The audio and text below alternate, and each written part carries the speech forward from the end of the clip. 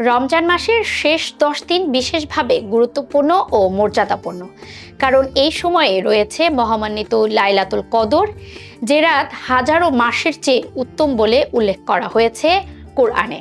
তাই রমজানের শেষ দশকে ইবাদত বন্দিগি বাড়িয়ে দেওয়ার জন্য মুসলমানদের বিশেষভাবে উৎসাহ দেওয়া হয়েছে। শেষ 10 দিনের গুরুত্ব ইসলামের ইতিহাসে দেখা যায়। হযরত মুহাম্মদ সাল্লাল্লাহু আলাইহি ওয়াসাল্লাম রমজানের শেষ দশক শুরু হলে তিনি ইবাদতে অধিক মনোযোগ দিতেন। তিনি রাত জেগে ইবাদত করতেন, পরিবারকেও ইবাদতের জন্য উৎসাহ দিতেন এবং দুনিয়াবি ব্যস্ততা থেকে নিজেকে দূরে রাখতেন। রমজানের শেষ দশকের প্রধান বৈশিষ্ট্যগুলো নিয়ে বিস্তারিত থাকছে ডেস্ক রিপোর্টে। ইসলামের ইতিহাসে দেখা যায় হযরত মুহাম্মদ সাল্লাল্লাহু আলাইহি ওয়াসাল্লাম রমজানের শেষ দশক শুরু হলে তিনি ইবাদতে অধিক মনোযোগ দিতেন। তিনি রাত জেগে ইবাদত করতেন, পরিবারকেও ইবাদতে উৎসাহ দিতেন এবং দুনিয়াবি ব্যস্ততা থেকে নিজেকে দূরে রাখতেন। এই দশকের প্রধান বৈশিষ্ট্য হল লাইলাতুল কদরের অনুসন্ধান, ইবাদতের পরিমাণ বৃদ্ধি, আত্মশুদ্ধি ও তাওবার মাধ্যমে আল্লাহর নৈকট্য লাভ। রমজানের শেষ দশকের বিজোড় রাতগুলোর যে কোনো একটিতে লাইলাতুল কদর হওয়ার সম্ভাবনা বেশি। কোরআনের সূরা কদরে বলা হয়েছে, এই রাত হাজার মাসের চেয়েও উত্তম। এই রাতে ফেরেশতারা পৃথিবীতে অবতরণ করেন এবং আল্লাহর রহমত ও বরকত নাজিল হয়।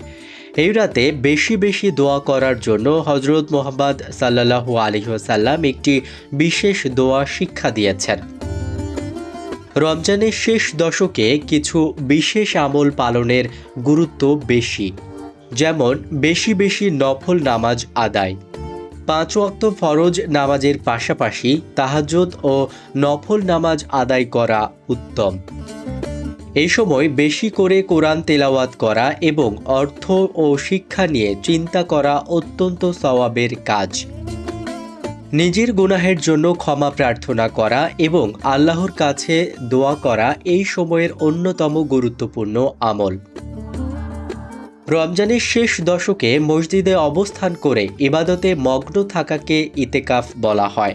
হযরত মুহাম্মদ সাল্লাল্লাহু আলাইহি ওয়াসাল্লাম নিয়মিত এই আমল করতেন। গরিব দুঃখী মানুষের সাহায্য করা এবং দান সদকা করা এই সময়ের অন্যতম গুরুত্বপূর্ণ ইবাদত। এই সময় আন্তরিকভাবে ইবাদত, তওবা ও দোয়ার মাধ্যমে মানুষ তার জীবনের গুনাহ মাফ করিয়ে নিতে পারেন এবং আল্লাহর নৈকট্য অর্জন করতে পারেন। তাই প্রতিটি মুসলমানের উচিত এই সময়টিকে যথাসম্ভব ইবাদত ও ভালো কাজে লাগানো।